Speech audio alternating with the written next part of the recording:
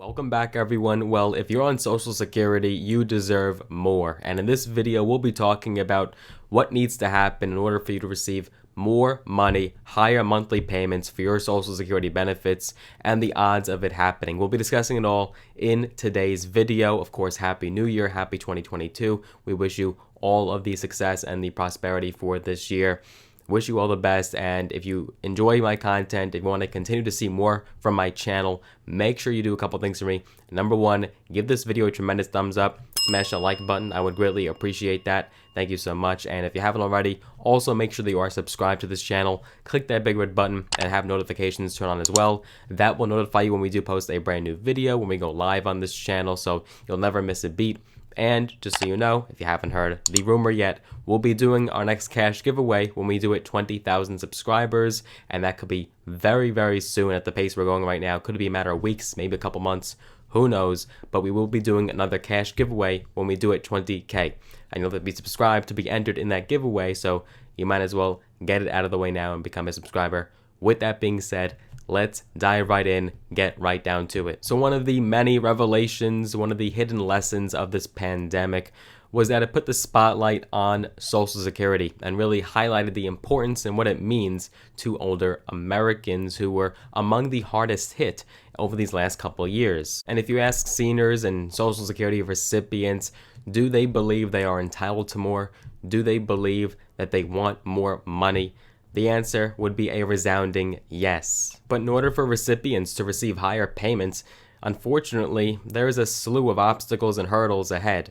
And right now, the way that Social Security is calculated in the annual increases, it is evidently not enough. So in order for the COLA, or cost of living adjustment, to be totally revamped, Congress would have to get in there, change the entire system, and enhance it so that way you can count on more money and keep up with your high costs of living. The small percentage increases that we see on an annual basis is not sufficient, and it does not keep up with the rampant soaring inflation that we're seeing in this country. Yes, the most recent COLA increase was 5.9%. That was the highest in decades since the early 80s.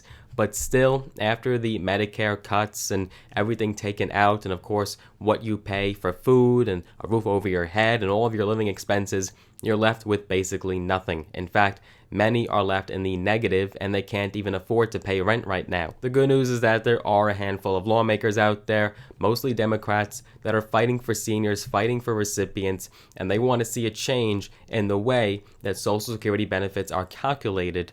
And we have a few proposals that we have covered on this channel right now, but unfortunately they're pretty stagnant. But I do want to talk about one specific proposal. It's the most recent proposal that came out, and yes, it would mean higher payments for you. The most recent piece of legislation we have right now is the bill from Representative Al Lawson, Democrat from Florida, and it has been scored and calculated and analyzed heavily, and there are some great benefits in this legislation, and yes, it would mean that you would receive higher monthly payments because it would change the way that the cost of living adjustment is ultimately calculated. Specifically, the Lawson legislation proposes to use the Consumer Price Index for the Elderly, or CPIE, which historically has risen faster than the CPIW price index currently used for Social Security, to adjust benefits for inflation. This would mean that it would keep up and hopefully beat out inflation so that way you can finally afford your living expenses.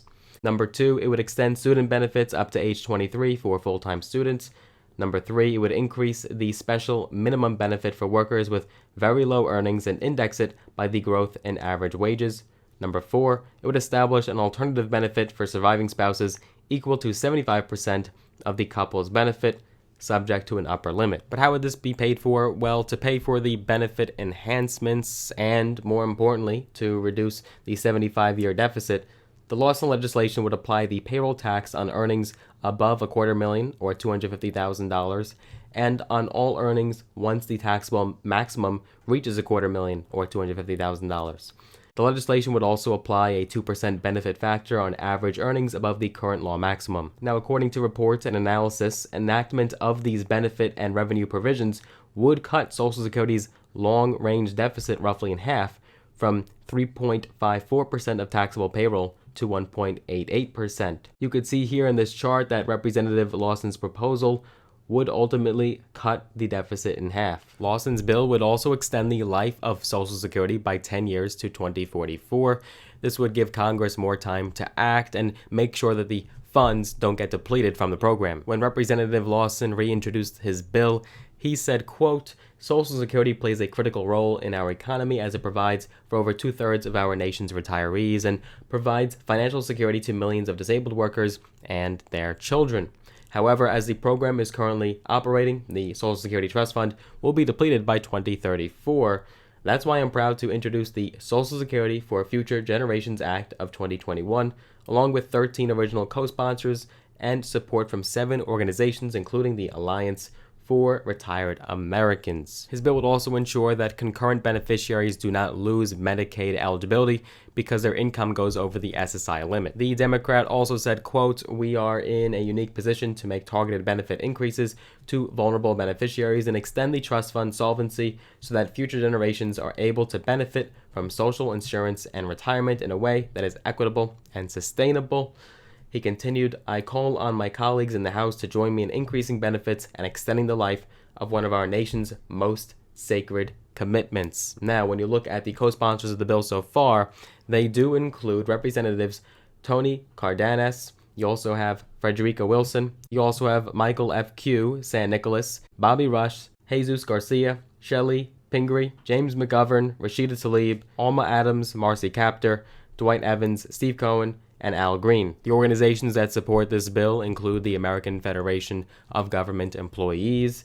You also have Social Security Works, ARC of United States, the Senior Citizens League, Justice and Aging, Strengthened Social Security Coalition, and Alliance for Retired Americans. This bill does have a great deal of support. It would maintain current benefits. It would ensure that they are up to speed with the pace of inflation. It would also raise additional revenues. Now, there are some concerns that this bill would represent a modest slight increase in the payroll tax rate, which would mean a small tax hike on the lower and middle class, individuals earning less than $400,000 annually, and President Biden did pledge that he would not raise taxes on people making below that amount when he campaigned and ran for president. So if Biden approves this bill, well, unfortunately, he would backpedal on this promise.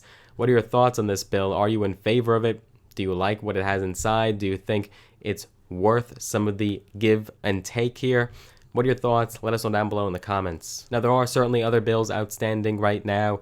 They're basically dead. They're not moving. No one's pushing for them. But I wanted to discuss this bill because it is the most recent one and perhaps has the best odds of passing, and it is widely popular. Perhaps Congress and President Biden will make 2022 the year that they prioritize senior citizens and Social Security recipients, but unfortunately with the midterm elections this year in 2022, ahead of the 2024 election, well, right now, lawmakers and even the president are touting their accomplishments and showing the American people what they were able to get done, and they're in campaign mode right now. They're not necessarily focused on getting anything else passed. So if anything were to pass, it would have to be earlier in the year, because as it gets closer to the election, well, that's when everyone is going to be in an all-out war, and you're going to see massive political dogfights. Let us know your thoughts and opinions down below in the comment section.